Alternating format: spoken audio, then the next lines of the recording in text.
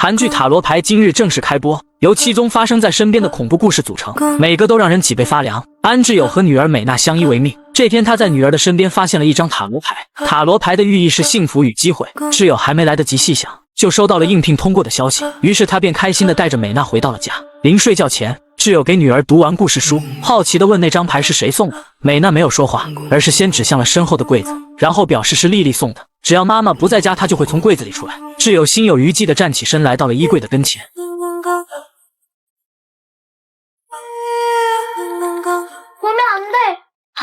릴리가놀라잖아。次日，智友跟妈妈唠叨，他觉得女儿的想象力太丰富了，以后说不定会成为玄幻小说的作家。下午，智友到超市面试，因为之前有过相关的工作经验，再加上圣诞节当天客人较多，所以经理要求后天必须上班。对于一位单亲母亲来说，过节等同于幼儿园放假，她只能拜托母亲照看一天美娜。然而母亲不明白什么样的地方强制加班，反正就是推脱不同意。没有办法的智友内心非常想联系前夫，可看着号码却又改变了主意。没有办法的他只能和女儿商量，明天一个人在家行不行？ 그럼 친구 데리고 와도 돼? 친구? 릴리 말이야? 알았어. 릴리랑 놀고 있어. 응, 알겠어。智友叮嘱女儿不能给任何人开门，一定得伪装成家里没人的样子。第二天，超市的前辈告诉智友，通常顾客结账后忘记带的东西是要放在客服中心的，但很多人都不会回来找，所以先放收银台下面，等过几天就会变成自己的了。临近中午，有位贵妇结完账以后，价值79000韩元的娃娃忘在了收银台上。智友发现后立即喊她，然而已经来不及了。恰好这个娃娃是女儿最喜欢的，于是便趁机放进了收银台下面，紧接着给美娜打去电话。可还没聊两句，女儿就透露，今天丽丽没来，来的是另一位朋友。 누구? 산타 할아버지。 누구 문 열어준 거 아니지, 미나야? 문 안 열어줬어. 산타 할아버지가 창문으로 내려왔다니까。 恰好这时有顾客要结账，智友便匆匆地挂掉了电话，可人却担心了起来。好不容易挨到中午休息，智友立刻给女儿发消息询问情况，然而孩子却透露圣诞老人给他送了个礼物，一个血腥爱丽丝的玩偶。此时同事们已经吃完饭，就剩下了智友一个人。他记得这个玩偶明明是邻居送的，然而美娜坚称是圣诞老人。智友又问圣诞老人长什么样，美娜描述他有黑色的胡子，穿着绿色的衣服。 안지우 씨는 여기 소풍 왔어요? 아예 밥 먹고 문자하고 커피도 마시고 오지?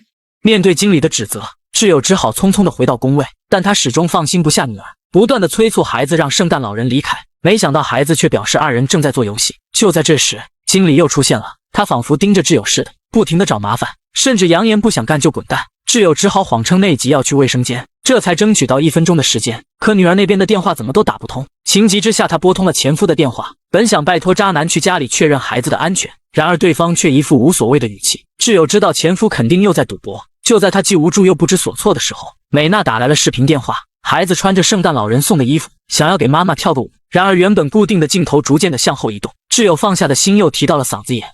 이거 누가 찍고 있는 거야, 지금? 미나야! 还没等智友反应过来，视频通话就被挂断了。他立即向经理请假，表示无论如何都得回家一趟。然而经理却拿出上午藏起来的娃娃，怀疑智友违反超市的规定，并且无论当事人怎么解释，他就是不听。就在二人争执的时候，美娜的电话又打了过来，结果手机一下被经理夺了过去，强硬的要求调查清楚再还给智友。最终通过监控视频，总经理无法确认智友的偷窃行为。结果这么一耽误，智友离开时已经天黑了。不过幸好的是打通了女儿的电话，然而美娜还在和圣诞老人玩，这把她急得给孩子骂了一顿，还讲出了世界上没有圣诞老人的话。在强压之下，美娜终于承认家里只有她自己。没过一会，智友回到了家，然而进屋发现美娜没在卧室，他误以为孩子和上次一样想玩捉迷藏，便四处找了起来。可无论是床下还是门口依旧没有，那么就只剩下了衣柜这一个地方。 이제 여기 하나 남았는데 엄마가 열면 깜짝 놀래켜줄 거지?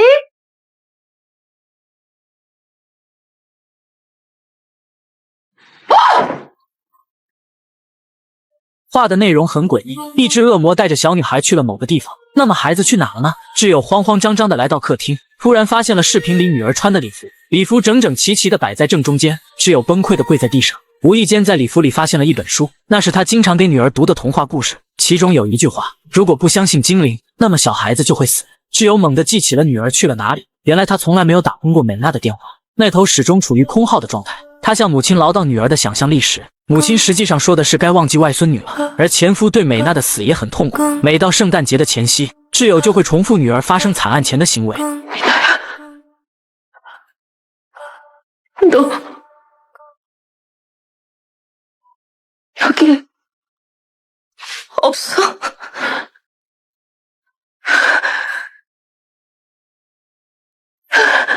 命运与机会的塔罗牌，逆位代表失去和不幸。谈过恋爱的都知道，有个疑心病特重的男友有多恐怖。小朴在朋友的婚礼上，意外的捡到了酒店经理的名片，他想着就要和女友结婚了，联系一下对方看看能不能打个折。然而当晚两个人刚见面，经理就透露凡事有因果，未来的事早已命中注定了。随即又表示，小朴的女友尹美今年29岁，入职了国企金融行业。酒店给成年男女划分了等级，像尹美这样既年轻又有前途的等级是最高的，反倒是小朴连中等都勉强。不过经理让小朴不要担心，因为他就是解决这类问题的人。本想定位打折的小朴气得起身就准备离开。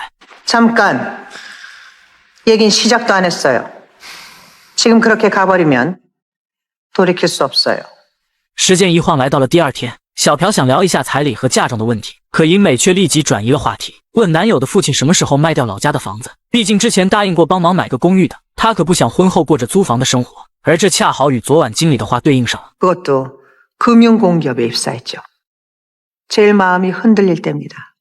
예단이나 혼수 얘기를 꺼내면 신혼집 문제로 말을 돌릴 겁니다. 일부러 민찬 씨에게 불가능한 조건을 말할 거예요.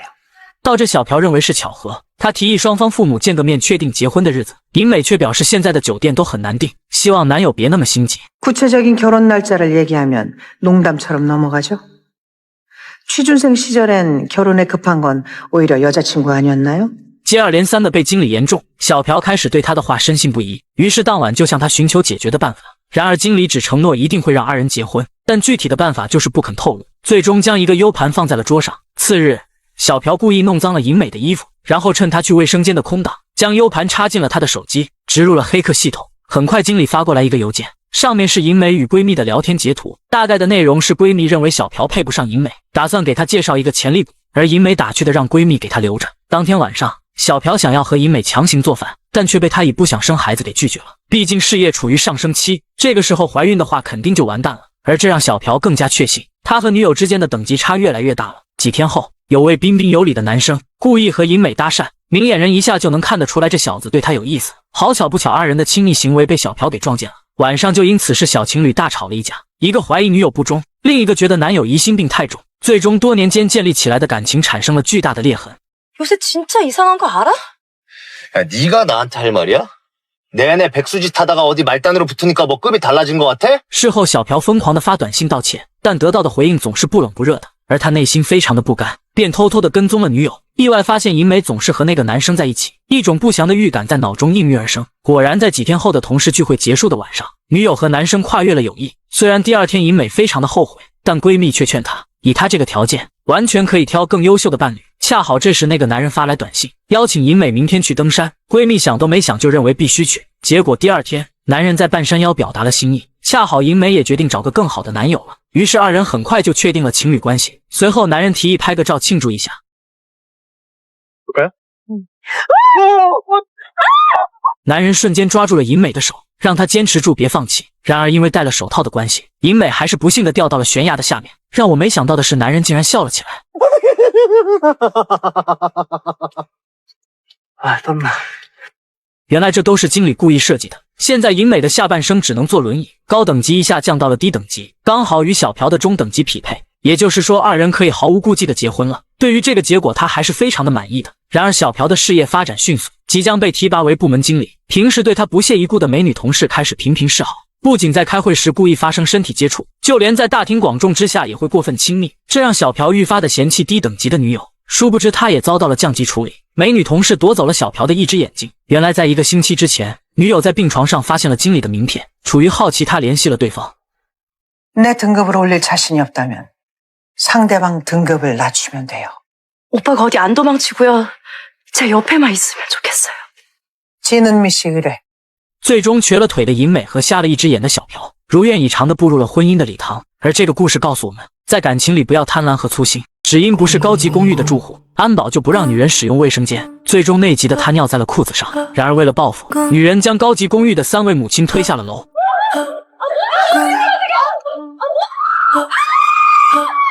go